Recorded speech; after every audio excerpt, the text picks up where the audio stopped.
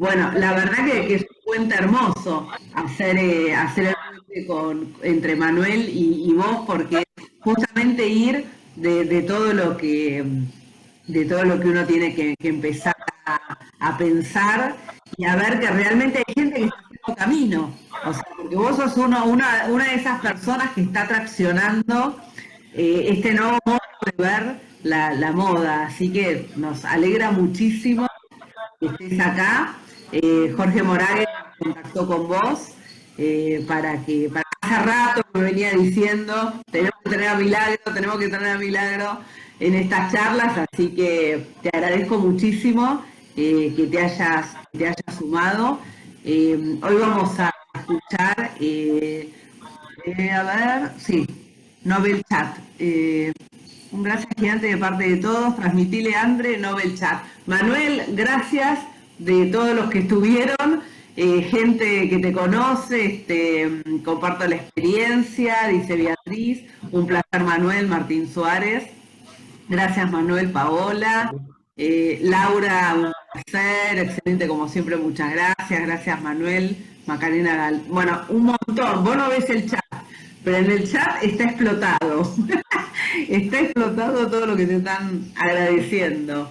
Así que, bueno. Lo estoy viendo ahora. Ah, ¿lo estás Muchas mirando? gracias a Bueno, todos. Sí, me sí, sí. parece genial. Miralo porque hay muchos mensajes para vos. Y bueno,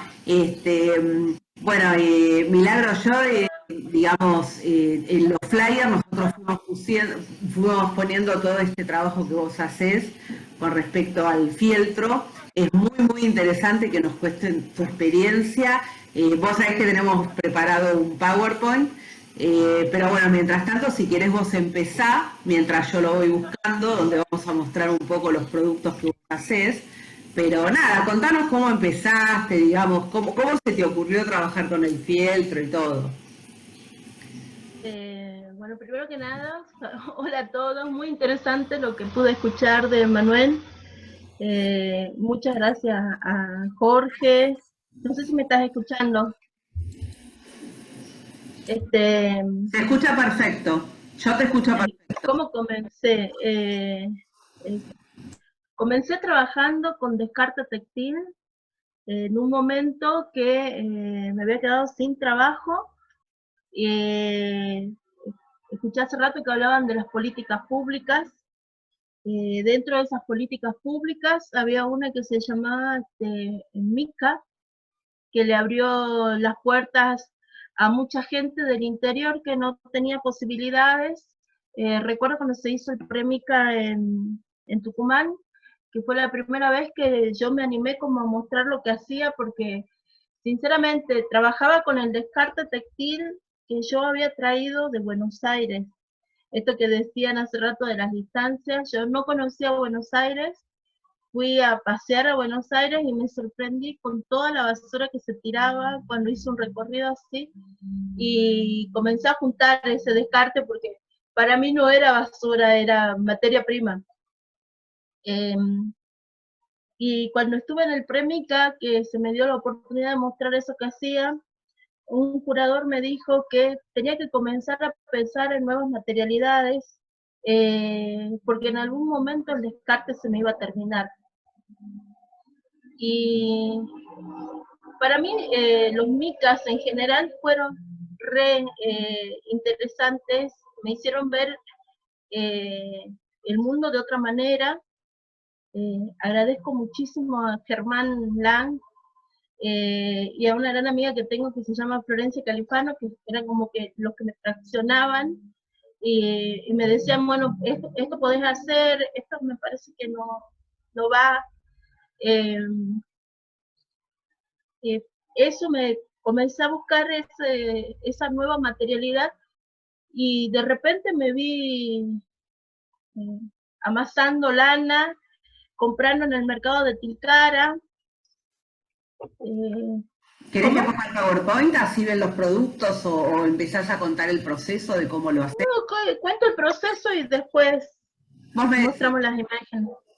Eh, Comencé a buscar esas materialidades y como te decía, en el mercado de Tilcara se vendían bolsas de lana de oveja que traía la gente de las zonas que no son tan rurales. Compré eso y traté de amasar. En ese momento no sabía nada de fibras, no sabía de calidades, no sabía, fue todo realmente un trabajo de investigación, de buscar bibliografía, de tratar de ver cómo era la calidad. No entendía por qué la lana que había comprado no se filtraba bien. Había muchas cosas en el proceso que estaban como medias, y por más que ya llevaba haciendo como 100 paños de fieltro, me parecían todos como unos trapos de piso, y que ahora todavía veo algunos de los que me quedaron y me da vergüenza. Digo, esto sí, pero fue todo un proceso de aprendizaje, y ese proceso también me llevó a comenzar, me encanta la naturaleza, amo los árboles, amo el sonido de la naturaleza, cómo suena el viento, cómo se mueven las semillas. Entonces eso me lleva a que constantemente, todo el tiempo, yo esté observando la forma de la hojita, si las semillas tienen pelos, qué forma tienen, si vuelan las hojas. Y un día, que eso fue la parte más linda de esto del fieltro, que para mí ha sido un nuevo despertar, digamos. Una vez que fui aprendiendo todas estas cuestiones de la fibra, del fieltro y de las calidades de las lanas, como me apasiona tanto, comencé a estudiar, a averiguar, a investigar, a experimentar, que siempre le digo a mis alumnos que la mejor manera de aprender es la experimentación. El error es la manera más sana, más sabia de aprender.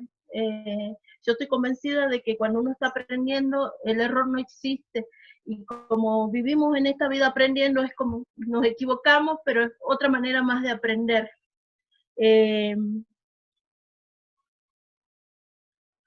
Trabajaba en un espacio de arte que se llama Fundación Nicasio Fernández Mar, que queda en Tilcara. Trabajaba en la fundación, hacíamos talleres, trabajamos con artesanas. Ese compartir saberes es más que enseñar, siempre es aprender. Eso es lo que más amo de la docencia, que más que enseñar uno aprende. Aprende cómo el otro resuelve un problema que a veces nosotros, yo en mi hacer, en mi oficio, me costaba, pero veo cómo la otra persona lo resolvió de otra manera, y eso me encanta, me gusta mucho. En ese trabajar en el espacio, estábamos haciendo un proyecto de capacitación, porque queríamos armar como una escuela de diseño itinerante, ir a las comunidades, trabajar en eso. Comenzamos a pensar, y la directora del museo se llama Alicia Fernández Distel, tenía una foto, y en esa foto había un petroglifo con un hombrecito, con algo así como un casquito, un sombrero. Y entonces la pregunta que surgió ahí, al escribir ese proyecto y ver esa foto, era si el sombrero era posterior a la llegada de los españoles o era anterior a la llegada de los españoles, de qué material estaba hecho. Y a mí eso me dio hilo para volar y para hacer un montón de cosas. Entonces comencé a pensar y a buscar y a leer qué usaba la gente en la cabeza antes de los españoles, después de los españoles, si era un accesorio, si era una cuestión de moda, si era una cuestión de protección, que después cuando uno comienza a analizar todo, te das cuenta que en realidad para nosotros en la parte andina es más una cuestión de protección del sol, del viento, y eso me llevó a mí a comenzar a trabajar el fieltro, pero hacer sombreros. Ahí comencé a hacer sombreros. Y partí, yo enseñaba diseño tridimensional acá en una facultad de acá de Jujuy, y enseñábamos, una de las cosas que enseñábamos a nuestros alumnos era trabajar con el módulo, y entonces pensé yo, si le pido a mis alumnos que trabajen con el módulo, yo puedo usar el sombrero que hay en el carnaval jujeño, que todo el mundo dice que es el sombrero del carnaval, y ver cómo puedo ese mismo sombrero ir haciendo una gran variable de ese sombrero. Entonces comencé a jugar con ese sombrero, y bueno, de ahí salieron todos los sombreros que hice, que creo que en realidad me conocen más por los sombreros que por las otras cosas que había hecho hasta ese momento. Si querés ahora sí podés poner las imágenes, pero yo creo que si vieron el Instagram están ahí los sombreros. ¿Lo ven? Ah, sí. A ver, ¿ahí se ve? Sí, se ve. ¿Se está viendo? Bárbaro. Sí, se ve. Se ve toda la pantalla, se veía, pero bueno. ¿Se ve el power? ¿Ahí? No. A ver, un minuto, ¿Ahora? Entra y sale, André. Ahí volvió a conectarse. Ahora sí está de vuelta. ¿Ahora se ve el power? Sí, ahora sí, ahora sí. Ah, ok. ¿Sí? Bueno. Yo no lo veo, pero bueno, no importa. ¿Nadie lo ve? A ver. Sí, se ve, Andrea. ¿Se ve? Sí, se está viendo perfecto. Y según la que habla nos queda la pantalla de la que está hablando también, pero se ve perfecto, se ve la pantalla en grande todo. Bárbaro. Bueno, cuando comencé con los sombreros, comencé a pensar cómo quería mostrarlos primero, y yo tengo esto de la charla de hace rato, me interesaba esta cuestión de la ley de talles. Uno toma cierta, es un partido político, las decisiones que uno toma siempre tienen que ver algo con la cuestión política. Y a mí me pasó que yo elegí para mostrar los sombreros a mis amigas, que me parecía que eran personas reales, ninguna mide 1,80 m, ni tiene el cuerpo de una modelo, pero me parecía que para mostrar lo que hacía estaban bien ellas. Entonces todas las fotos.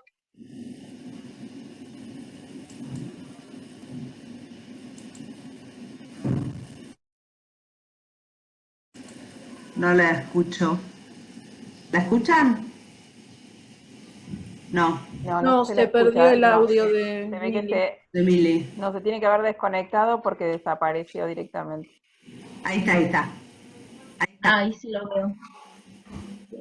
Entonces, eso también fue una decisión, que ella pueda modelar los sombreros.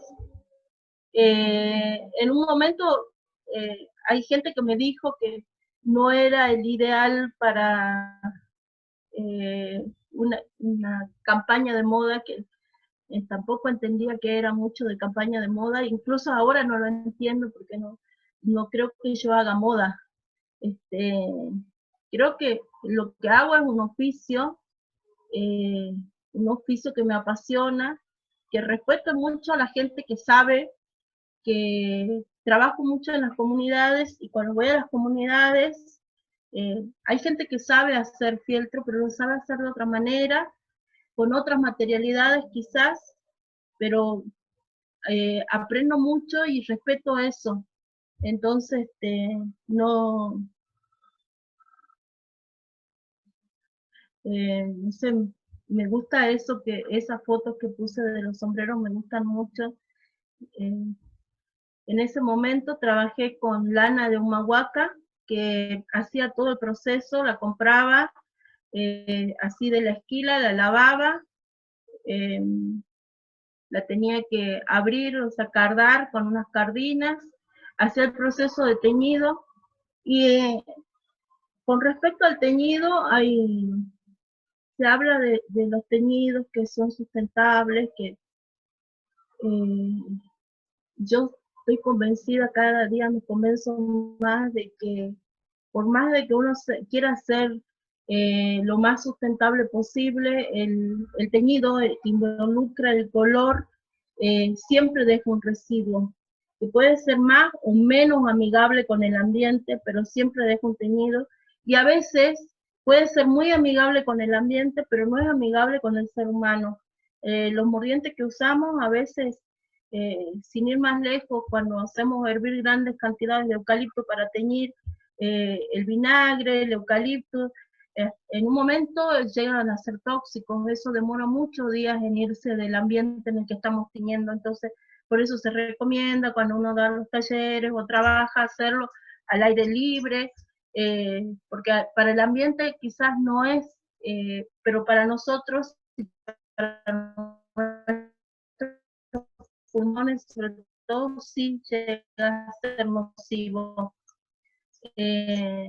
Entonces, para mí de todo sostenible, si la industria de la ropa va a llegar a ser en algún momento sostenible, pero me parece que son cosas que hay que replantearlas. Cuando hago fieltro, pienso en las cantidades de agua que tengo que usar, pienso cómo voy a reutilizar esa agua para que no tenga que usar grandes cantidades. Entonces, pongo un balde, voy usando ese mismo jabón, voy mojando con eso mismo, trato de usar poco jabón, trato de hacer directamente muchas piezas en una sola amasada, no solamente por ahorrar el agua, sino para ahorrar mi energía también, que yo también lo hago sola, amaso sola, entonces también tengo que cuidar mi cuerpo. De las imágenes que están viendo, lo que me pasó es que esto de trabajar el fieltro me fue llevando a otras cosas, y esto de observar la naturaleza. Comencé a ver que, sin ir más lejos, en mi barrio había muchos árboles en unos lados lo conocen por tuchán, en otros lados se conoce por palo borracho. Es ese árbol muy lindo que tiene una forma redondeada en su panza y tiene unas espinas así grandes, que para América es un árbol sagrado, por todo todas las historias y la mitología que hay a su alrededor. Hay muchas personas que los sacan cuando ya están grandes y comienzan a florecer y largan sus semillas, los sacan porque aducen que provoca alergia a ese algodón, y no saben que el algodón del capo, como también se lo conoce, es lo más antialérgico que hay en su textura, y cuando ya está trabajado como fieltro es mucho más suave y más noble que la seda incluso. Eh, lo que sí es muy complejo es cosecharlo, porque generalmente son árboles que alcanzan mucha altura y las semillas están colgadas, y tiene todo un tiempo para cosecharlos. A mí me llevó 3 años poder hacer fieltro y decir, bueno, este es el resultado que quiero, porque tenía que esperar que al otro año volviera a florecer. Entonces comencé a estudiar los ciclos de floración que tenía, cuándo era conveniente cosechar esa semilla, cuánto tiempo había que mantenerla, qué temperaturas necesitaba para que se termine de madurar y no se pudra, porque me pasó que unas semillas se me pudrieron. Entonces comenzar a ver y cuál era el momento ideal para usarlo para el fieltro, ¿no? Porque una vez que está muy maduro se amarilla demasiado, se hace marrón, quedan como manchas. No sé si es muy técnico lo que estoy diciendo, pero es lo que me pasó con eso, y creo que ese el proceso ha sido eso, ir el oficio, como decía hace rato, es ese, ir aprendiendo cuáles son los momentos que tiene la naturaleza para poder uno tomar eso que nos sirve. El año pasado hice unas muestras, que es la que están viendo ahí, azul con natural, que son unas muestras, son descarte de textil, que me pasó Moriana Abraham de Córdoba, que son justamente de una hilandería de acá, jujeña. Y bueno, llegó ese descarte a mi mano y comencé a pensar qué podía hacer, porque es fibra de llama y algodón, de las telas que hace la fábrica, creo que es la Warmo. Hice un montón de muestras porque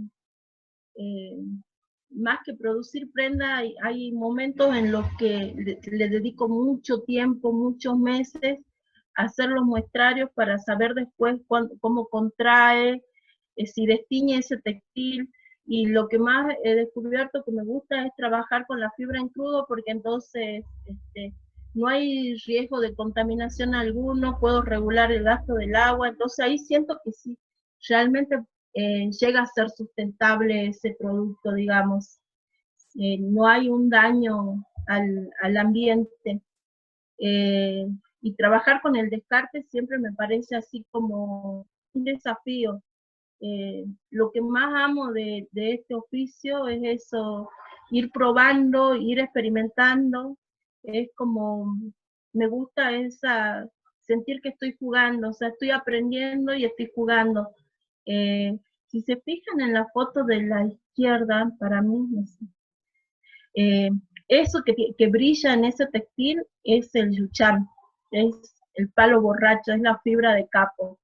Es un proceso larguísimo limpiarla porque tiene, por ejemplo, una semilla cuando ustedes la ven en el árbol, pesa 300 gramos más o menos, si no es muy grande, una semilla mediana, digamos, puede llegar a pesar 300 gramos. De esos 300 gramos, 180 más o menos son semillas. El palo borracho tiene ese algodón que la función de esa fibra es transportar lo más lejos posible la semilla. Entonces es súper liviana. Tengo que ponerme una máscara para trabajar porque me provoca así como, me pica la nariz después de toda la fibra que respiro.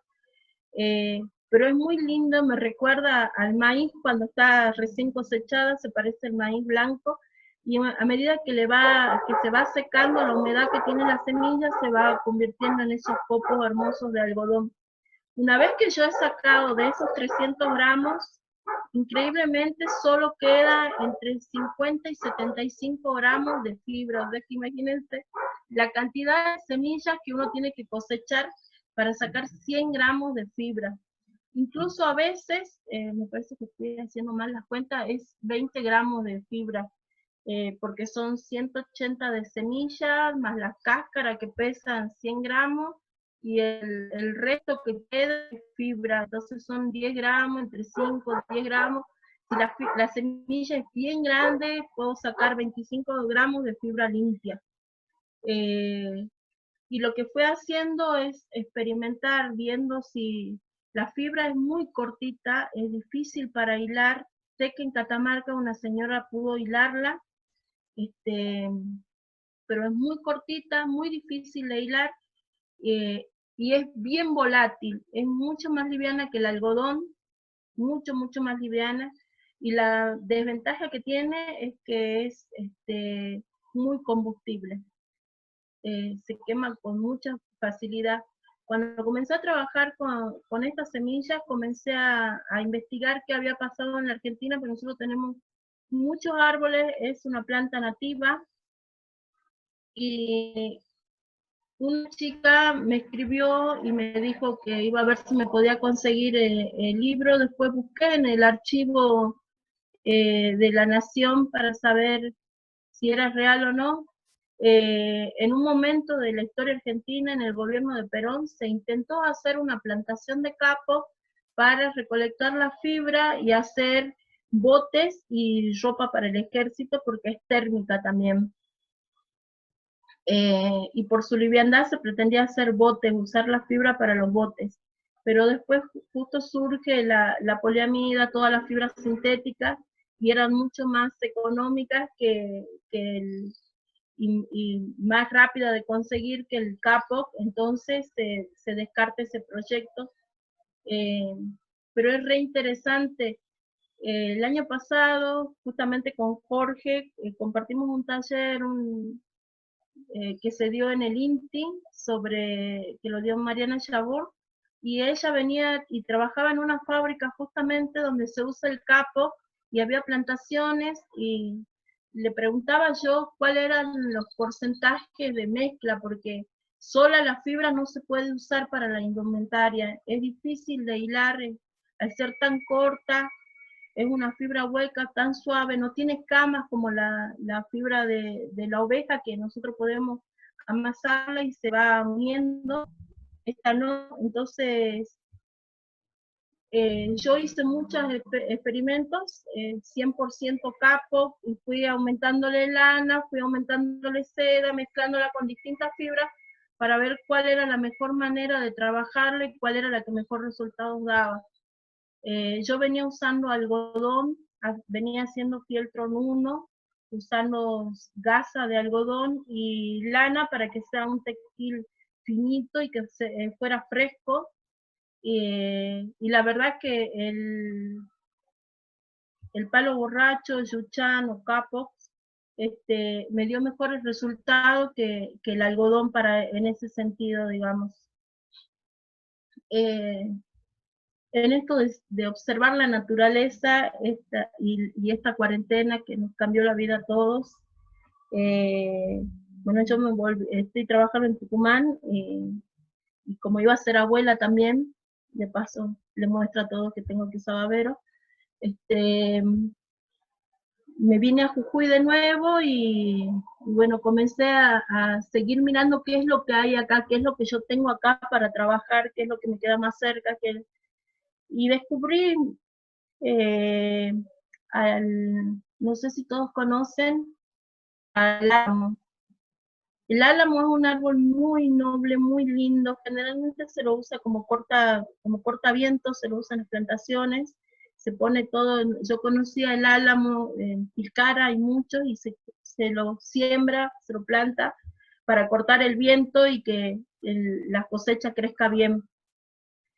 El álamo tiene unas flores que son como unas ramitas muy chiquititas, y siempre le había observado que eran como florcitas, pero ahora le presté mucha más atención, y esas florcitas habían sido unos pimpollos de algodón, pero son así mínimo, deben medir 5 milímetros cada pimpollito, y cuando se abre, en vez de salir una flor, sale una motita de algodón.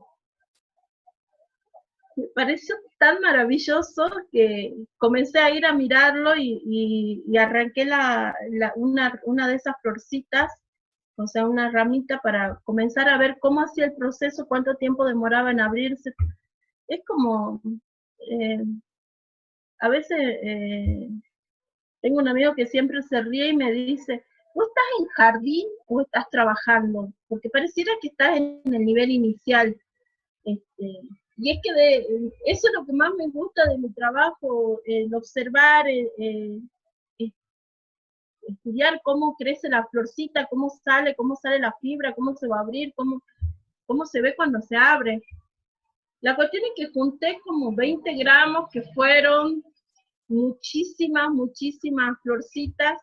Este árbol tiene una medianera, entonces me subí a sacarlas, era como más fácil que el capo, y comencé a hacer muestras, que es lo primero que hago cuando estoy trabajando, y a fieltra increíble, me encantó, es como el algodón, tiene la suavidad del algodón, no llega a ser como el capo, que es súper suave y parece seda.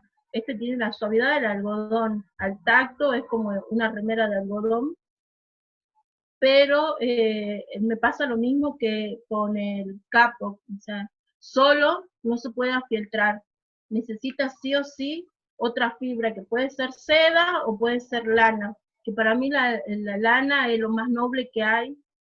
Entonces hice todas mis muestras y después fui aplicando otros fieltros, la muestra que se ve así con esa como translúcida, con los agujeritos, quería ver si se podía hacer, amalgamar los retazos de fieltro, los pedacitos de fieltro, porque yo junto todos los pedacitos, para mí todos los pedacitos sirven, los bordes, las cositas que voy cortando, todo sirve. Entonces tengo frasquitos, por acá se van a ver, tengo frasquito de cortecito, de bordecito, tengo un tupper con circulitos, con tiritas que corté, todo eso lo voy juntando y después voy haciendo esto de ir probando, entonces después ya voy pensando si esto me va a servir para una lámpara, si lo voy a poder usar para hacer calzados, pero para poder hacer todo eso no es que lo hago ahora y ya mañana puedo hacer un producto, sino que hago la muestra, trato de lavarla, veo si se destiñen, si es que las teñí, si se destiñen, si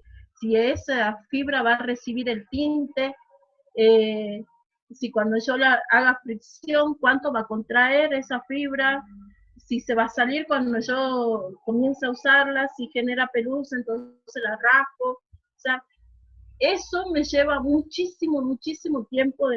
Entonces puedo estar un año para hacerlo del palo borracho, tuve 3 años esperando. Ahora, justo cuando había comenzado con todo esto, tuve el honor, la visita, no sé cómo se dice, me enfermé con COVID, toda mi familia se enfermó, tuvimos que estar aislados, en cama, yo moribunda, no pude salir a juntar más, y cuando pude volver a salir, ya el árbol ya había terminado de florecer. Entonces, todas las muestras que había hecho me quedaron, pero a medida que fui avanzando con eso, me faltaba más fibra. Bueno, ahora para poder seguir con ese trabajo voy a tener que esperar hasta el otro año, que vuelva a florecer y volver a juntar. Entonces, es como tener que respetar los tiempos de la naturaleza. Yo siempre digo que la naturaleza es sabia porque me enseña a tener paciencia, que es difícil. Poder esperar los tiempos para trabajar es complicado. Después, creo que es en la foto que anterior a esta, Andrea, hay una, no, en la otra entonces, donde está el fieltro que tiene imágenes. Está de... No, hay una que está dividida así, esa. ¿Está? La imagen de abajo, no, la anterior que tenías, la que tiene los pelos, como la alfombra de esta. En la parte de abajo ven algo así como un útero. En un momento de mi vida, el oficio, no sé si es lo que esperan que les cuente, pero esto de trabajar con el fieltro, yo soy docente, pero soy docente de arte. No soy diseñadora, no estudié diseño, soy docente, pero de artes. Y el textil me parece que tiene vida, el textil me apasiona, me gusta mucho el textil, y comencé a trabajar en ese fieltro que ven abajo, en su inicio tenía 6 metros de largo por 1,20 de ancho, y cuando lo terminé quedó de 4 metros por 80 de alto, y es todo como un camino que fui haciendo con todas cosas que me decían cuando era chica, cuando iba creciendo, con lo que escuchaba, cosas que han ido dejando huellas en mi vida, y lo más importante me parecía de este tapiz, y sigue pareciéndome, es el fieltro. O sea, está hecho un fieltro porque es como lo que marcó un cambio en mi vida, y lo que me permitió a mí conocer mucha gente y trabajar en las comunidades. Yo trabajo generalmente con las comunidades de acá del norte. He trabajado en Tartagal, he trabajado acá en La Quiaca, en toda la Puna Jujeña, y después en Tucumán, en las comunidades rurales con mujeres artesanas. Y todas relacionadas obviamente con el textil. A veces yo, cuando fue el MICA acá en Jujuy, vinieron las chicas de Tañí de Tartagal, y fue durísimo escuchar una crítica que alguien le hizo sobre las prendas de Chaguar, de que cuando uno las lavaba se desteñían o se arruinaba la fibra. Ellas tienen la creencia de que si lavan, no se puede lavar las prendas que hacen, pero también hay una realidad que cuando yo fui a trabajar con ellas, Tartagal, no sé si conocen, pero hace 50 grados, no tienen agua, entonces imagínense que ellas tiñen con un poquito así, con 1 litro de agua, ahí hacen hervir las plantas con las que tiñen, que son muy lindos, los colores pero después no pueden enjuagar esas prendas y para ver cuánto desangra ese color. Eso no se puede hacer porque no hay agua para tomar, no hay agua para teñir, entonces se hace como se puede. Y esas cosas, generalmente, el que compra o el que consume en Buenos Aires y en otros lugares no sabe. Entonces, toda una cuestión, esto de las políticas que hablaban hace rato, creo que la mejor política es la educación en el consumo. O sea, si esto es artesanal, si esto está teñido con tintes naturales, nunca se va a parecer a lo que se tiñe en la industria. Nunca. Entonces, si yo voy a consumir ese producto, tengo que saber eso. Y es toda una cuestión de educación.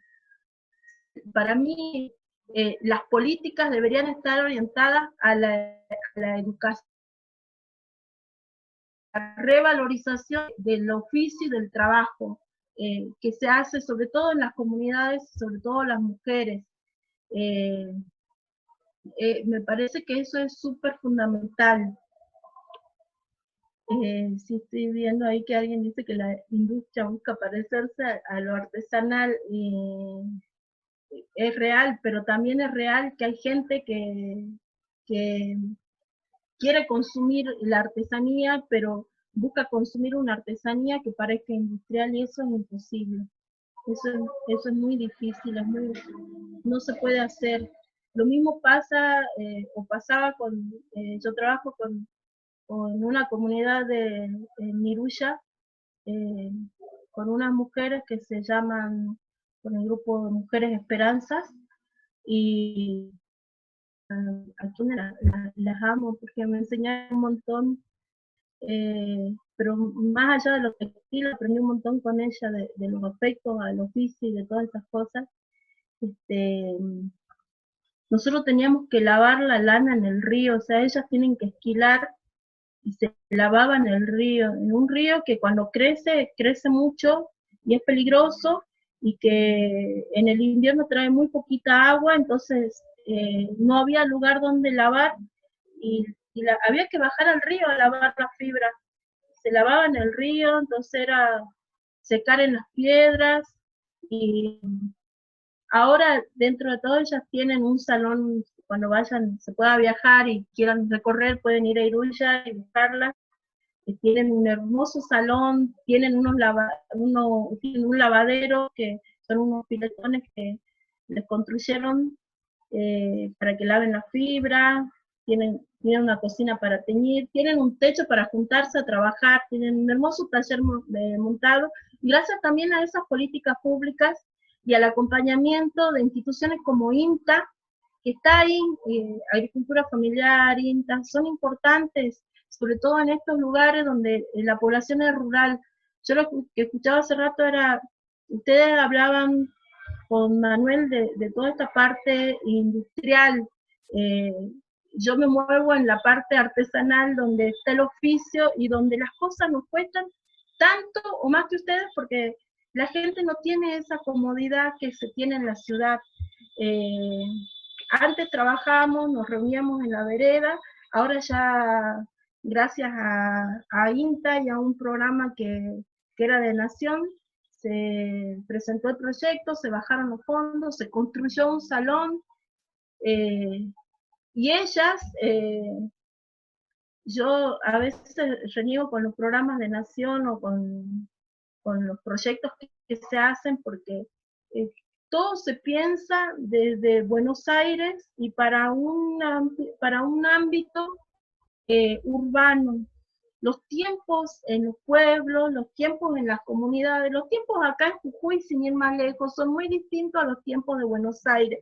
Nosotros hacemos las cosas así como más despacio, vamos más lento, no tenemos la velocidad que tienen las grandes ciudades.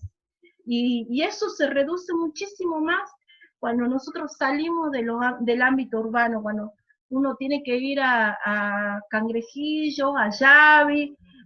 Yo estoy trabajando ahora con la comunidad de Lagunillas del Farallón, que quedan, creo que a 4.200, 4.300 metros de altura sobre el nivel del mar,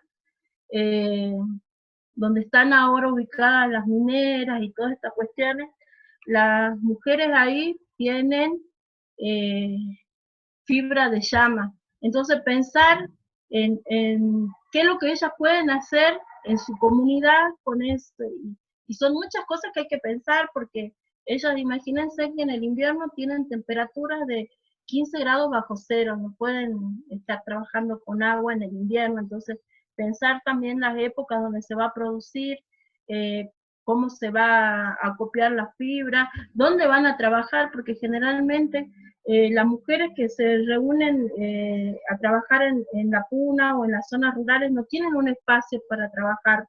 Entonces hay que pensar dónde van a trabajar, cómo van a trabajar, cuáles son las herramientas a las que van a acceder, si es que tienen luz, si es que tienen agua, porque pensar, bueno, le consigamos una rueca eléctrica para la señora y resulta que las señoras no tienen luz.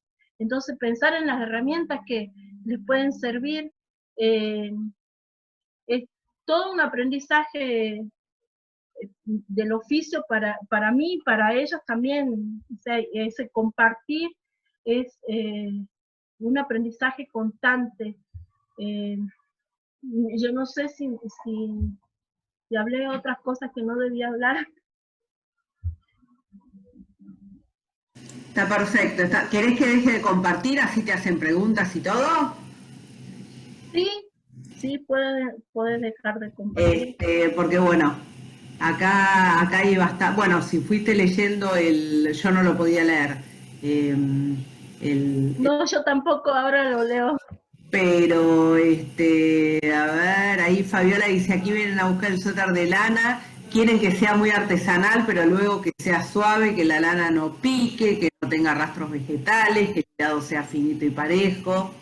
Bueno, obviamente estas cosas suelen suceder, ¿no? Hay cosas que tienen que ver con la calidad del trabajo, tienen que ver con la calidad de la fibra. O sea, nosotros le decimos, bueno, si vos vas a tejer un suéter, suponte de fibra de llama, la fibra tiene que estar bien lavada, hay que lavarla antes de hilarla, porque en el proceso del hilado tampoco es bueno para el que hila ese polvillo que va alargando la fibra.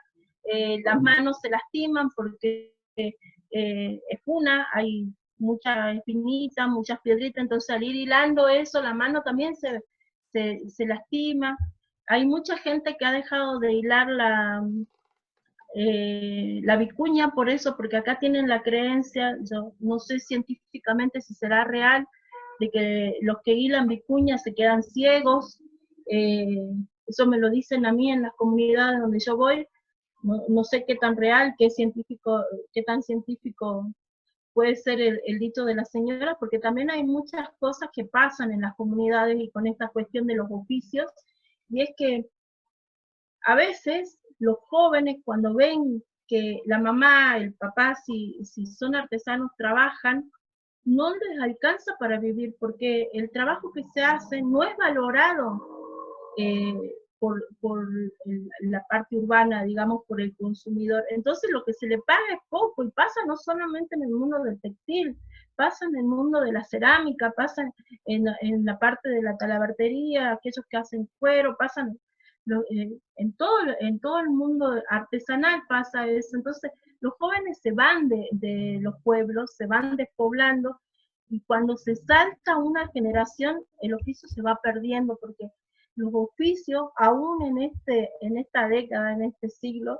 se pasan de generación en generación. Los oficios se aprenden del padre al hijo, del abuelo al nieto, entonces son cosas que se van perdiendo. Y esto del suéter es algo que nosotros siempre hablamos. Si vamos a tejer, primero vamos a lavar la fibra, es un trabajo súper complejo porque uno tiene que ir eliminando todos los mitos, todas las cosas que en el pueblo por ejemplo, ellos dicen, no, porque si lavamos antes la fibra, después no se puede hilar. La fibra se puede hilar. Y algunos dicen, no, no, yo hilo y después la lavo y queda bien limpita, queda blanquita. Claro, si hilé la oveja y después la lavo, ese hilado queda como una paja, durísimo, porque lo he refregado y lo he hecho a un punto de que ya prácticamente está filtrado, es una rastra, ya no es un hilado. Entonces, todas esas cosas hay que ir mostrándole con hechos. Acá te preguntan, Cindy Sotomayor dice, hola, felicidades por el trabajo que vienes ejecutando. Me gustaría saber qué aspectos hay que tener en cuenta al trabajar con las personas de las comunidades desde el inicio. Modo de trabajo, tiempo, pago, etcétera. Gracias. Los tiempos van a depender de cómo la comunidad nos recibe. No es fácil trabajar en una comunidad porque uno tiene que ser aceptado por la comunidad, si no yo le estoy imponiendo algo. Si viene INTA o cualquier fundación y le dice, bueno, esta señora va a trabajar en esta comunidad y le tienen que hacer caso, es como que hay entonces uno tiene que entrar, comenzar a ver, a veces hay mucha resistencia, incluso hasta de mostrar los tejidos que después uno sabe que los va a ver en el local donde venden, vos vas a encontrar los tejidos de ellos, pero ellos no te los quieren mostrar, porque tienen recelo, entonces es como, hay que hacer un trabajo de ganar la confianza, de respeto hacia ellos, hay que respetar sus tiempos, o sea, la mayoría de los artesanos, de las artesanas, digamos, son sostén de hogar, o sea, ellos tienen que mantener su familia, pero no es solamente que son tejedoras, o que son ceramistas, o que trabajan, son teleras, sino tienen que cuidar la huerta, cuidar los hijos, trabajar, algunas venden comida, o sea, hacen muchas cosas aparte de esa artesanía. Y la idea es de que ellas pueden en algún momento entender que eso también se hace complicado, que la artesanía puede ser solamente la artesanía su fuente de trabajo, su ingreso, y entonces no va a tener que vender comida, no va a tener que quizás ir a limpiar un hotel o hacer otras cosas extras para ganarse la plata, porque realmente que ellas tengan que criar la llama o la oveja, después esquilarla, en ese transcurso entre que la oveja crece o la llama crece, la tienen que llevar a pastar, el pastizal o el alimento para esos animales no queda en el mismo lugar donde viven, entonces tienen que caminar muchos kilómetros para llevar el animal, dejarlo a la mañana, volver, regar la huerta, buscar el niño de la escuela, cocinar, y después viene la fundación y le dice, a las 2 de la tarde tienen que estar en la reunión, porque si no, no se les van a bajar los fondos, no se les va a enseñar, no va a haber capacitación. No, o sea, si llegan a las 2, con mucha suerte festejamos que llegan a las 2. Si llegan a las 3, está perfecto, porque sabemos que son mujeres igual que nosotros y que tienen que mantener la casa y cuidar a los niños, y tienen muchas tareas más que nosotras en la ciudad tienen que ir a cuidar la huerta, llevar a pastar el animal, fijarse que todo esté bien, o sea, son muchas cosas. Entonces, cuando ellas vienen, son bien recibidas y su tiempo y su saber se respeta. Para que uno pueda trabajar es eso. Y después cuando uno va a comprar esa producción de ellas, no es que yo voy y le pongo un precio, porque eso pasa, por ejemplo, en las comunidades de Tartagal, a las Buchi van y le dicen, no, este tejido que vos hiciste vale 10 pesos. Pero después vemos que en Recoleta yo le saqué fotos un día en un lugar que vi unas cosas que a ellas les habían pagado 20 pesos cada tejido, que era de 20 por 20, una cosa así de jaguar, que ellas tuvieron que caminar un montón para juntar el jaguar, después hacer todo el proceso para extraer la fibra, teñir y tejer. Y eso le pagaron 20 pesos. Y en Buenos Aires, no sé si era en Recoleta o en Palermo donde lo vi, salía 1.000 pesos ese cuadradito de tela, de tejido, o sea, no hay coherencia entre el precio que le han pagado a la artesana y el precio que ellos nos están vendiendo. Y eso es, nosotros le decimos, pero el precio lo tienen que poner ustedes, no, es que nos dicen, si no, no les compramos. Bueno, no lo vendan, va a venir alguien que va a valorar. Claro. Acá, mira, Manuel dice que hace 2 años le pidió a la gente de Vitamina dar una capacitación en una cooperativa de una comunidad wichi en Salta. La realidad en el interior es muy distinta a la de los centros urbanos. Hay una gran necesidad de formación y una gran avidez por aprender. Y después Valeria dice la importancia de conocer las personas a las que se desea capacitar, respetando sus tiempos, idiosincrasia, respetando el precio justo. Bueno, comercio justo. O sea, acá hay que trabajar con eso. Hay que cambiar el paradigma. Sí, yo quería hacerle un comentario. Primero, Milagros, felicitarte por lo que venís desarrollando, por el respeto, por sobre todo, más allá del talento, el tema del respeto a la identidad de las comunidades. Mucho de lo que vos estabas contando recién lo he escuchado en múltiples ocasiones, principalmente en aquellos espacios en donde acercan la posibilidad de brindar una formación. No te digo que es una formación profesional total, pero sí por lo menos una introducción, en una formación, en una actividad, en un oficio, y se ven sujetos a los horarios o a los tiempos. Sí. No la veo a Milagros, me parece que se desconectó, no sé si la están viendo. Ahí le estoy escribiendo por chat que se vuelva a conectar, porque ella piensa que está, pero no está. Ahí le estoy escribiendo.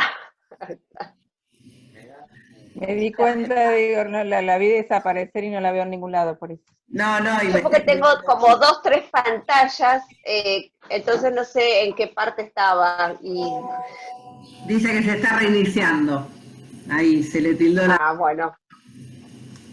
Pero bueno. No, bueno, pero lo que quería decir que también lo comparto para todos, ¿no? Porque esta realidad que muchas veces se plasma a partir de una voz en un espacio dentro de nuestro país, que está relacionado con los tiempos que se disponen y cuáles son en realidad los tiempos de los que están en el lugar para darse espacio a crecer, a formarse. Eso es por un lado. Y después por el otro, me parece extraordinario lo que tiene que ver con esto de desmistificar algunos aspectos que tienen que ver, sí, con el folclore, con la identidad de nuestro país, pero que están y entiéndase, en la mejor buena intención, ¿no? Y están en otro tiempo, porque a lo largo de la historia nosotros también hemos crecido. Entonces, darle esas herramientas para que se fortalezcan en aquello que está en su alrededor, en su hábitat natural, me parece que es destacado. Y sí lamento mucho lo que explicaba del tema del agua, que es algo que a mí me cuesta siempre mucho pensar que en mi país, viviendo como estamos acá en la ciudad, en donde se desperdicia tantas cosas, saber que hay lugares que no tienen la posibilidad, eso en realidad me duele mucho, porque es como que yo también les estoy abandonando a esa parte de mi patria. Entonces va un poco en ese sentido. Sí, igual yo creo que siempre lo que hablamos con Caro, ¿no? Con Caro Senzano y la certificación participativa. Creo que los procesos hay que profesionalizarlos, hay que ver de qué manera garantizar en todos los eslabones de la producción que se pueda, digamos, que se pueda revalorizar y tener, digamos, todos beneficios. En realidad hay que tratar de ver cómo esta gente también se inserta, ¿no? Y se involucra, porque esto hace también que a veces queden afuera de algunos concursos, digamos, porque yo he estado incluso en lugares donde donde se prioriza todo lo que es de capital, digamos, y lo del interior, le cuesta muchísimo entrar, digamos, entonces hay que por eso a mí me encanta en estas reuniones visibilizar, ¿no? Visibilizar esta gente que está haciendo estas cosas que son súper maravillosas y riquísimas y que cuenten realmente las barreras que tienen, ¿no? Las barreras que tienen Igual, para poder crecer. Fabián. André, perdón, pero sí, en realidad lo que pienso también es que por ahí, esto que contaba Milagros recién, de que por ahí uno quiere como forzar algunas cuestiones en los tiempos de nuestros, los tiempos de las ciudades. Acá, a mí me tocó varias veces trabajar con comunidades aquí en el sur, y no sirve, digamos, ir a hacer esa charla, esa reunión, volando, el que se toma, digamos, ir unas horas y volverte.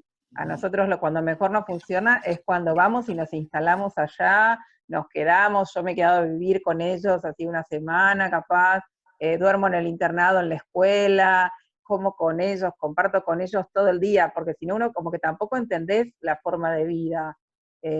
A ver, seguramente que en una semana tampoco la entiendo, pero esta cosa de ir, la primera vez me llevaron al interior de aquí de Chubut, y fui en el día y volví en el día. Y fue todo rápido, una cosa súper política, con funcionarios, horrible.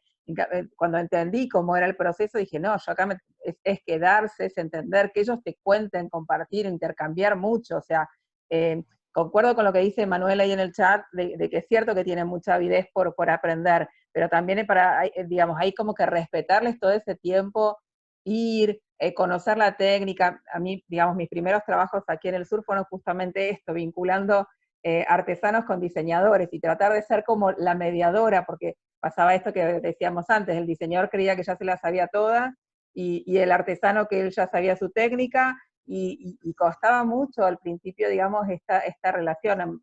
Lo hemos vivido mucho con Martín también, esto con un montón de técnicas, digamos, que ni hablar cuando vienen diseñadores que acá vienen de Buenos Aires y quieren que el artesano les teja.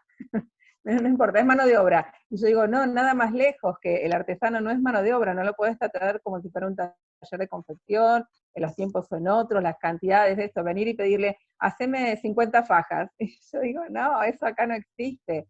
Pero bueno, porque ni siquiera entendíamos, no es que no entendemos la forma de vida, no entendemos ni los tiempos productivos de ellos, todo esto que contaba ella, de que por ahí una fibrita son unos pocos gramos, por ahí esperar un año para que vuelva a brotar un árbol. O sea, no hay punto de razonamiento para otras personas. Es como que nosotros queremos que la remera esté ya.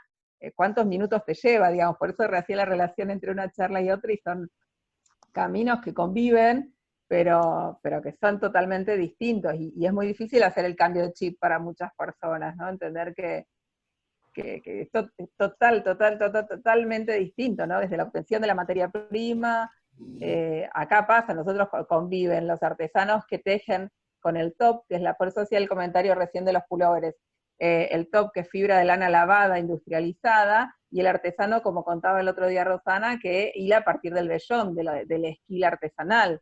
Y son productos totalmente distintos y que tienen que convivir. Tenemos artesanos urbanos, hoy el artesano viene a vivir a las ciudades, no están solamente en el medio de la comunidad, porque quieren también tener la comodidad y el confort que tenemos en la ciudad. Entonces hay un montón de cuestiones que hay que analizar y que hacen que a veces sea muy difícil, esto que contaba Milagros también, de que la gente valore todo ese proceso. O sea, quiero la lana limpia, quiero que no pique, quiero que no tenga restos vegetales, pero quiero pagarla 2 mangos.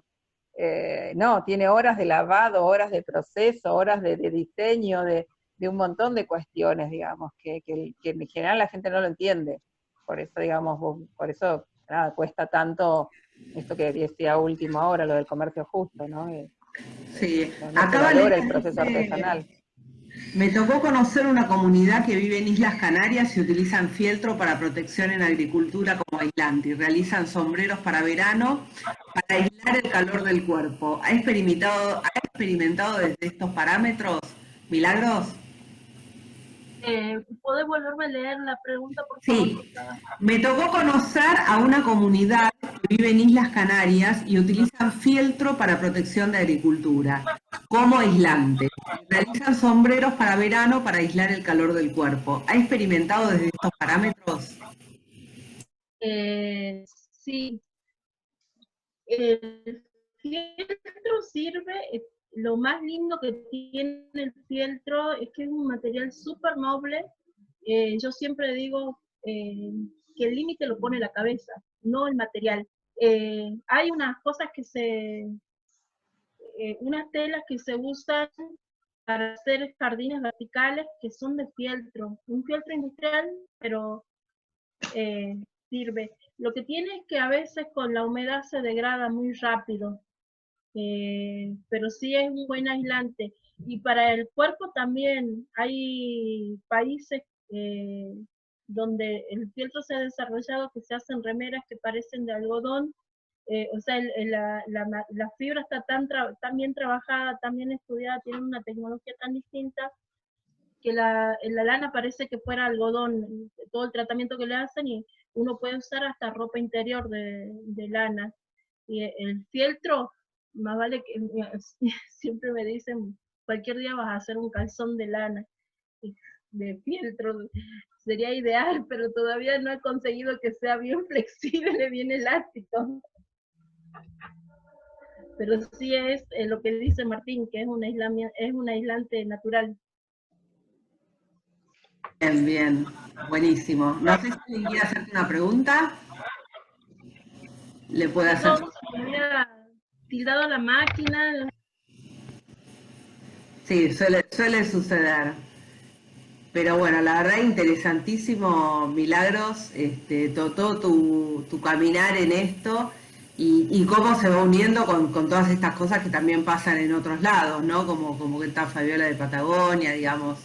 Esto evidentemente es lo que tenemos que empezar a rescatar de todos lados. Caro dice, en Chaco hay un proyecto en curso ancestral y contemporáneo donde las diseñadoras trabajan con grupos de artesanas originarias para aprender recíprocamente. Bueno, buenísimo, Caro, más vale. Eso hay que articularlo. No te... Y en Córdoba también, digamos, las artesanas, ¿me escuchás? Ahora sí. Decía que en Córdoba hay, digamos, artesanas en la zona de Punilla que arman circuitos donde vos podés ir y quedar varios días con ellas en sus casas y aprendés las técnicas, comés con ellos, compartís, digamos, aparte en clima mucho más benévolo que el nuestro, donde podés hacer actividad al aire libre, hilas con ellos, te enseñan esquila, digamos, es muy lindo, digamos, contestando un poco a alguien que decía acá, para nosotros en Chubut es muy difícil por la situación climática, digamos, estar llevando a alguien al interior, o eso es mucho más complejo, pero yo sé que en el norte, digamos, tengo amigas artesanas que viven en la zona de Punilla, en Tras la Sierra, todavía en las cumbrecitas, que para ellos es mucho más fácil y se organizan esos pequeños tours, se selecciona muy bien también a la gente, ¿no? No es que reciben a cualquiera, no quieren la cosa invasiva, no quieren la cosa masiva, aparte porque ponen sus casas, no abren sus casas y arman pequeños grupos de gente para cualquiera de cualquier zona del país, pero tienen como esta impronta, digamos, de dar a conocer esto que estamos contando, de mostrarlo en vivo, de compartir, digamos, cómo son todos esos procesos, de lo que cuenta Milagros, de limpieza de fibra, el cuidado de los animales también, ¿no? Que tampoco es esta cosa de superproductividad ni cantidad de animales, ¿no? Como un proceso muy, muy lindo, unos proyectos muy lindos también para compartir.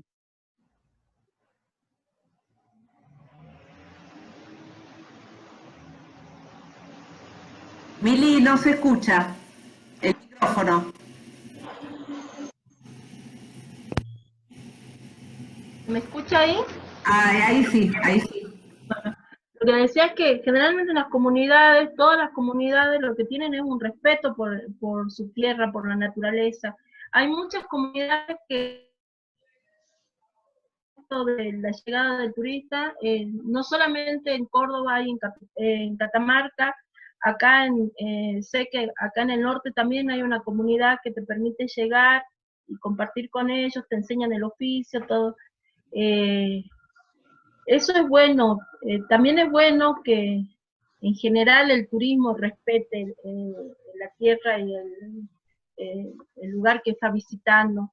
En estos tiempos donde es como que se teatraliza la cultura y de repente vemos que se hace la Pachamama en cualquier lado y en cualquier época del año, para nosotros es como algo más bien sagrado y que merece el respeto de nuestra costumbre, de nuestra cosmogonía, de todo lo que es, lo que somos como personas, ¿no? Esto que decía Caro, es muy lindo el trabajo que hacen en Chaco, yo lo he visto, he participado en una muestra de ancestral y contemporáneo, y conozco a las chicas que están trabajando, la conozco a Caro de ahí cuando fui a Chaco. Es muy lindo el trabajo, las he visto a las señoras enseñándole a los niños, contando cuentos con los animales que hacen de chagua, es muy lindo.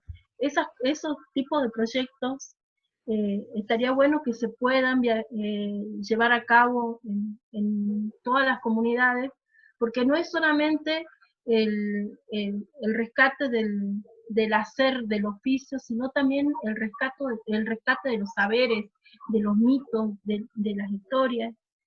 Eso también es re interesante y rico. No sé, no veo los otros comentarios. Sí, están hablando del proyecto que comentó Caro y de lo que estás diciendo vos. Sí. Y Caro, yo pregunto, Caro, ¿sabía de las actividades que desarrolla Milagro? O sea, ¿se tienen conocimiento entre las partes, las dos, como para ver si eso fortalece a lo que estamos hablando del sector? Porque además geográficamente están bastante cerca. Sí, Patricia, nosotros con Mili hace rato que venimos trabajando y desde una conexión federal, por decirlo de alguna manera, porque además acá, justo yo no soy la más indicada para hablar, por eso nombré a Carolina Sampor, que es la directora de Industrias Culturales acá. Ella es la que se encarga de organizar todos estos cruces por adentro, primero en la región del NEA y después invitando a Mili, por ejemplo, y a otras artesanas que tienen una impronta y una mirada muy particular y muy personal, que es lo que se quiere rescatar para compartir. Este proyecto de ancestral y contemporáneo lleva años, o sea, es así como decía Fabiola, pero esto lleva años y se las juntaba a las artesanas y a las diseñadoras, pero por ejemplo, las artesanas no están acostumbradas a hablar. Mili habla hasta por los codos, pero las artesanas no, entonces era un espacio sin ruido, era distinto, la experiencia es impresionante. Después fueron las chicas hacia el lugar donde viven las artesanas, o sea, pero lleva años este proceso. Y las cosas que salieron son impresionantes. Por eso sería bueno, tal vez invitarla a Caro Sampor, que ella se encarga de gestionar todo eso, y tiene mucha más data que yo. Yo colaboré, por supuesto, con el proyecto, pero ella es impresionante.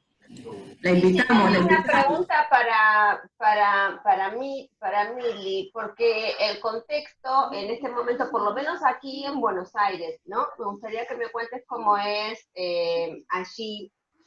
El contexto no te permite realizar unas actividades con muchas personas. Y tampoco hacer presenciales de mucho tiempo. Aquí en Buenos Aires utilizan estos sistemas, como ven, tenemos a todo el país representado de punta a punta a través de herramientas digitales. ¿Vos cómo pensás que es viable para lo que tiene que ver con la capacitación a distancia o remota, allí en Tucumán, en Salta, en Jujuy? ¿Qué pensás que sería la herramienta ideal? Porque no estamos en un momento en el que podemos pensar, nos instalamos un mes, 10 días, no es viable eso, porque hay una cuestión pandemia. Pero decime cómo es que vos podés llegar a considerar que es factible. ¿Eso me preguntás a mí, Patricia? Sí, a vos, Mili. Bueno, yo te voy a contar una cosa. Hay comunidades donde no hay luz, la conexión a internet es nula o no existe. Entonces también nosotros los que estamos acá, los que hacemos este tipo de trabajo, no sé, llámese gestión cultural o trabajamos con el oficio y con los artesanos, siempre regamos de los proyectos que vienen de Nación, de cualquier proyecto de Nación, porque te piden que llenes 500 formularios, 500 cosas que tenés que mandar por mail, la documentación tenés que hacer autorizar, tiene que estar firmado por un escribano, en un pueblo donde no hay escribano, que a veces hay un juez de paz, no hay internet, la gente no sabe leer o no sabe escribir. Imagínate. Entendía esa profundidad, por eso, ¿cómo lo implementarías vos? Entiendo la profundidad del tema y del contexto social del que vos me hablas. Lo que yo te digo es, ¿cómo haces para que esta propuesta que vos llevas adelante, la de Caro Sanz, como mencionaba recién Caro Senzano, también se puede llevar adelante? ¿Cómo haces para que eso se viabilice en este contexto? Mira, ahora en pandemia nosotros hemos estado en contacto, por ejemplo, con la comunidad de Lagunilla. Lagunilla de Farallón es una comunidad donde hay una escuela. Algunas escuelas en las zonas rurales tienen conectividad. Lo que consiguieron las señoras es que una o dos pueden conectarse en la escuela porque trabajan de portera, porque de alguna manera consiguieron la clave. Entonces, yo les mandé videos por WhatsApp, que eso es lo que estamos haciendo, y ellas lo compartieron con sus compañeras. Es la manera que hemos encontrado. Es complejo porque vos le mandás hoy día y quizás dentro de una semana recién ella lo puede bajar y compartirlo con el resto, y va a demorar una semana más para contestarte. Todo va a depender de la conexión que haya. Y a veces hay pueblos como Iruya que tienen internet, pero la lluvia o si está muy nublado, no sé qué tiene que ver el clima, pero de repente si está muy nublado no hay señal, entonces no tienen ni siquiera línea de teléfono. Entonces siempre los tiempos se van a ir alargando, porque yo le mando ahora, ponerle que quiera mandarles algo para que ellas puedan hacer, y se los voy a mandar ahora, pero ellas lo van a poder ver dentro de una semana, y de aquí a 2 semanas o 3, recién me van a poder contestar. Entonces, todo se va haciendo como más largo en el tiempo. Cuando no había esta pandemia, era difícil llegar, pero se llegaba y sabías que más tarde, más temprano, ellas iban a llegar y vos ibas a poder explicar, ibas a conversar, ibas a saber cómo estaba todo, ibas a ver los trabajos que ellas habían hecho.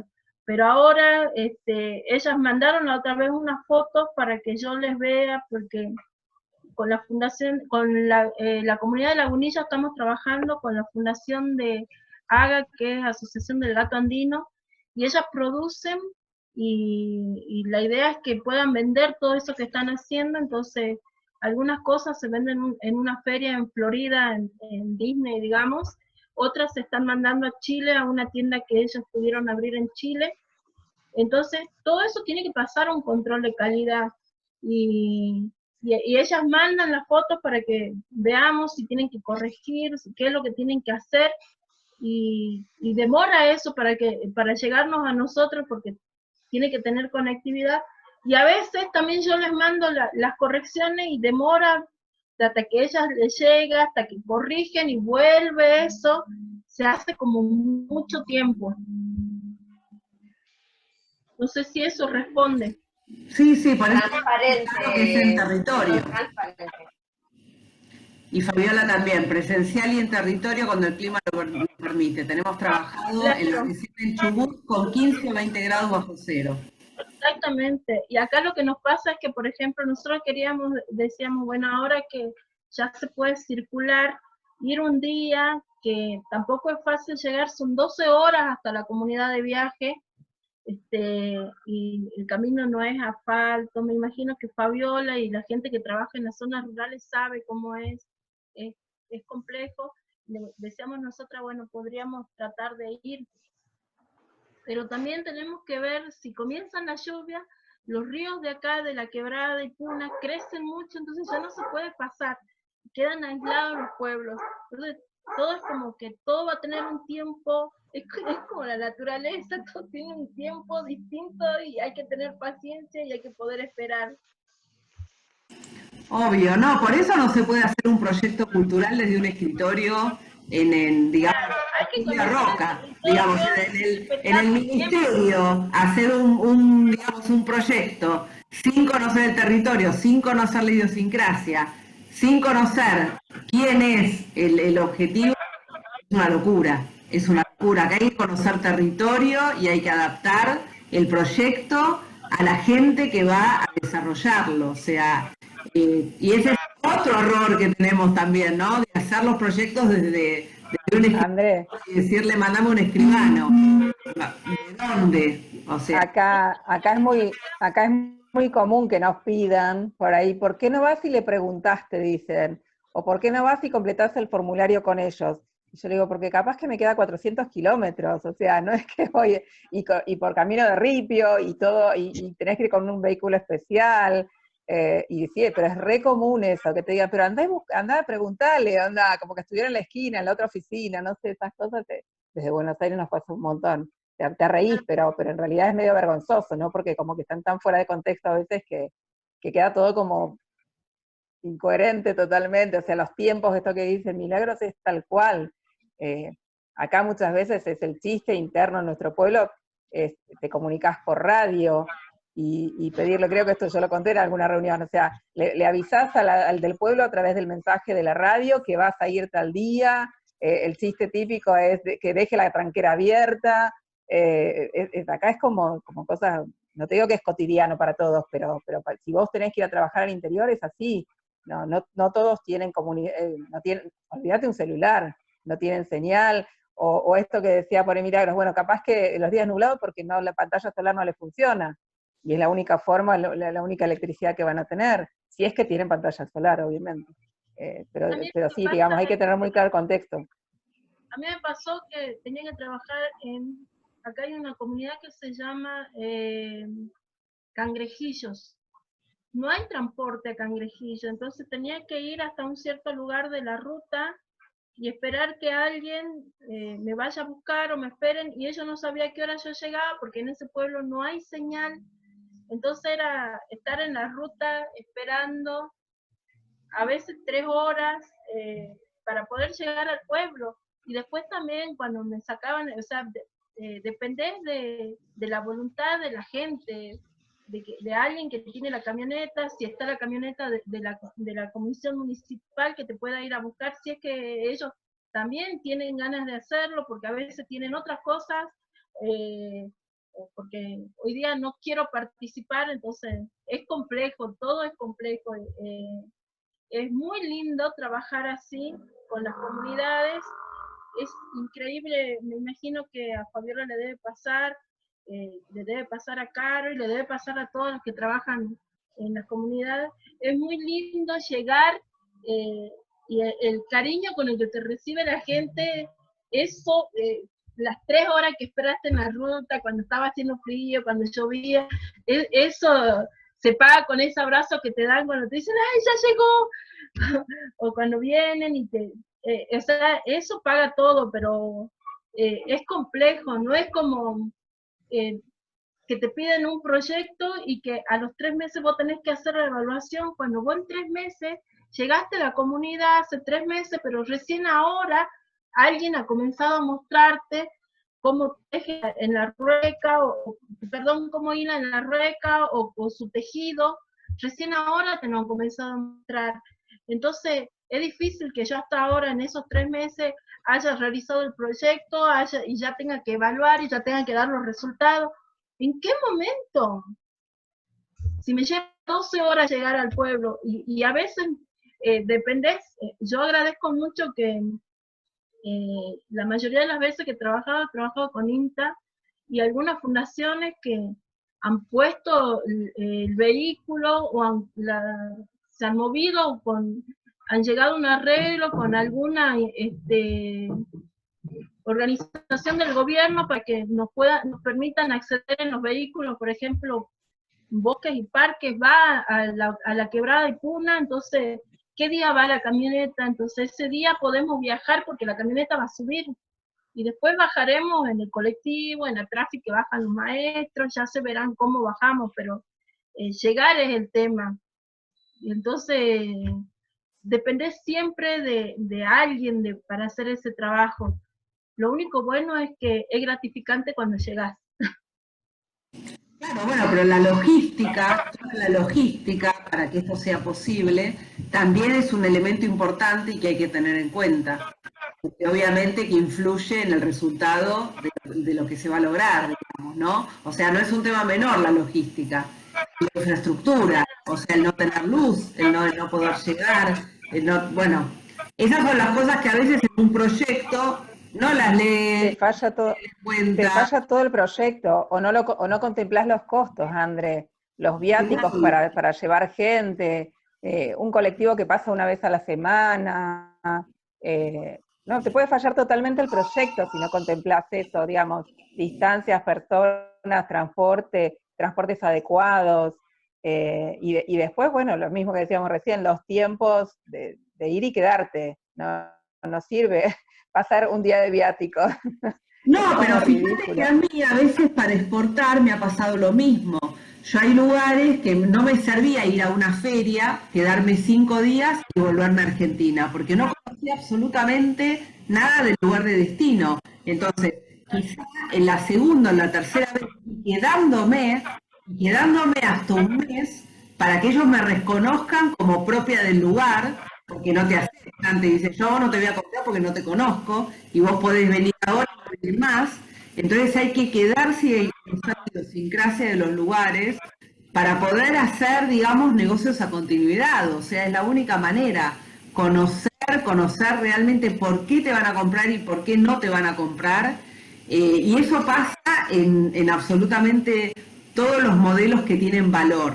O sea, cuando realmente, porque esto es valor agregado, ¿no? Entonces, cuando tiene un valor agregado donde el precio es relativo, porque en realidad lo que importa es el valor que tiene todo esto, tenés que involucrarte con la gente que hace esto, no queda otra. Y entender Es para lograr el reconocimiento.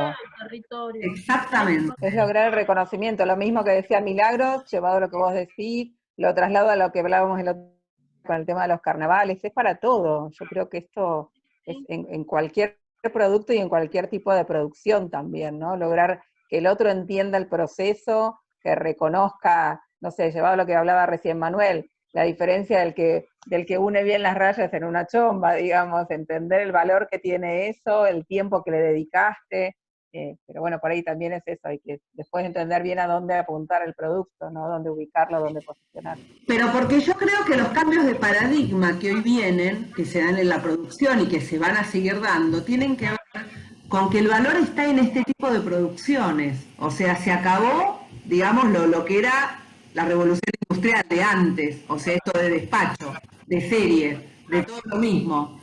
Hoy se revaloriza esto, pero tenemos que concientizar también a toda esta gente que tiene tanta riqueza y ayudarlos con los temas logísticos. O sea, si hay un pueblo donde no hay luz, bueno, ver la manera de que tengan luz, o sea, porque eso va a ser al proyecto también. Y hay que visibilizarlo, o sea, la única manera es este tipo de espacios, ¿no? Que la gente empiece a escuchar qué está pasando y cuáles son las necesidades. Y me parece que eso también es patria. Y alguien decía recién lo del el equilibrio del ecosistema, y yo creo que eso hoy es fundamental, entender eso, digamos, en todos los niveles. Entender, digamos, esto, cuando hablábamos de los oficios, de entender que hay que profesionalizarse, pasar a lo de Milagros y entender, digamos, que no todos vivimos en los mismos tiempos, en la misma velocidad, el respeto, digamos, son un montón de valores culturales, sociales que por eso digo, por eso me parece rescatar esto que tiraron recién en el chat, lo de el equilibrio del ecosistema es fundamental, y hoy es una palabrita que se está usando mucho y que tendríamos que realmente incorporar ese concepto, me parece Y yo que va por ahí. creo que la respuesta sería para quien había preguntado sobre cómo se trabaja, qué cosas son importantes para poder trabajar con las comunidades, es el respeto a la idiosincrasia y a los tiempos de las comunidades. Eso me parece fundamental. Y la otra cosa, me parece que las políticas públicas deberían apuntar también a la educación del consumidor, o sea, educar al consumidor para que sepa que eso que está comprando tiene todo un proceso bien largo, porque se tiene que respetar la naturaleza para que ese proceso, para hacer esa prenda o esa artesanía. Y la naturaleza no es que vos haces así y ya está. Tiene todo un tiempo, y todas esas cosas se deben respetar y se debe enseñar al consumidor. Creo que la educación de los consumidores es fundamental. Sí, acá Paola dice, cuando ofrecen los productos artesanales, quienes logran tener redes deben explicar los procesos para que la gente entienda el valor y la historia de ese producto. No solo es la prenda, sino toda esa experiencia que se llevan. Se llevan una historia para contar. Y Lidia dice exactamente, primero sus necesidades y después, desde ese punto, el Estado tendrá un gran compromiso. Y asistir y dar herramientas, no pedir mejores colores en el teñido y desconocer que no tienen agua, como decía Mili. Así que Sí, bueno. por ahí sumando a esto, que lo venimos hablando hace un montón nosotros, es el tema también de capacitar a los vendedores, ¿no? Desde el vendedor que está en un punto turístico, en Salta, en Jujuy, en Chaco o en Chubut, hasta el vendedor en un shopping, ¿no? Que esto de formar, no solamente es capacitar a quien está en el oficio, a quien produce, sino en el final de la cadena también, ¿no? Esto que por ahí Martín tiraba hace un rato también, contar el cuento de cada producto, el que más tiene la chance de hacerlo es el que está al final de la cadena. Porque cuando a veces el productor participa en una feria puede contar el cuentito porque es el que lo está viviendo, ¿no? Milagros o los artesanos con los que yo trabajo pueden contarlo porque ellos mismos hacen la producción, pero cuando esto se va trasladando y en el final de la cadena, por eso nosotros lo hablamos con el tema de talles y lo hablamos con todo, o sea, que el vendedor esté capacitado hoy es fundamental para que cuente el producto, para que no discrimine, para que sepa tratar al cliente como corresponde. Es una cadena larga, pero hay que ir trabajándola en cada eslabón, ¿no? Obvio. Acá Caro dice, el aprendizaje primero es nuestro, no al revés. Eso es fundamental y no se llega a asimilar. Valeria dice, tiene también las etiquetas, dar conocimiento de la trazabilidad de esos productos. Y Caro dice, en todo caso, nuestro aporte es la función de articular. Claro, Caro, obvio. Bien, bien, estamos alineados. Hay una armonía acá. No sé, son casi la una. Si alguien quiere preguntar algo más, para no extendernos tanto, que estamos de las 10, pero nos encantó. Creo que acá cada vez hay un eslabón más de esta cadena que, que vamos sumando. Acá dice las indianas sintonizadas, dice Fabiola. Sí, mucho inti acá, che. La verdad, mucho inti. Pero bueno, me parece que cada charla es más rica, cada charla va enriqueciendo este espacio, no cabe duda. Y vamos todos por el mismo lado, eso no cabe duda tampoco. Mili, la verdad fue un placer escucharte, la verdad que un placer enorme. Tenés una sabiduría extraordinaria, ya Jorge me lo había dicho. Jorge está enfermito, por eso estuvo, pero digamos, sin la cámara. Pero nada, una sabia absoluta. Muchísimas gracias. Sobre todo porque tenés un análisis crítico de la situación, realmente conocés qué es lo que hace falta y me parece que hay mucho para trabajar. Acá Anaí dice, me encanta emprender, estoy en el proceso de hacer mi propio emprendimiento, agradezco mucho este espacio, escuchar a todos y verlos es genial.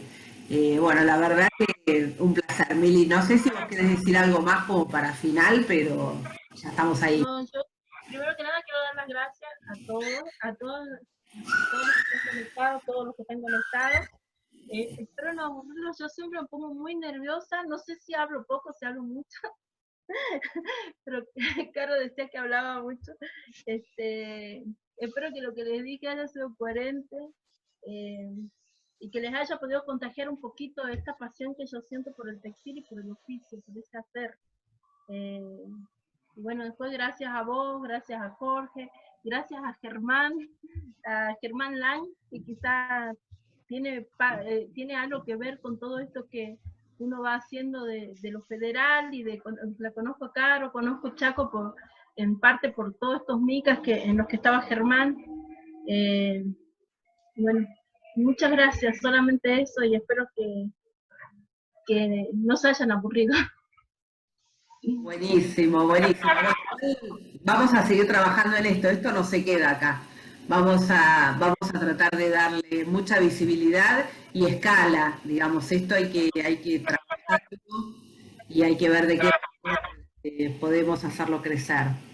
Así que yo vuelvo a decir, a mí me parece que esta pandemia nos trajo un cambio de paradigma y la oportunidad es para este tipo de proyectos, o sea, lo que se viene es dejar un planeta mejor y donde el valor de la vida humana sea el protagonista, y me parece que estas charlas tienen que ver con eso, ¿no? De encontrarlas a toda esta gente que tiene esa pasión por lo que hace y que realmente nos va a sacar adelante. O sea, yo creo en ustedes, digamos, son el futuro de lo que se va a venir.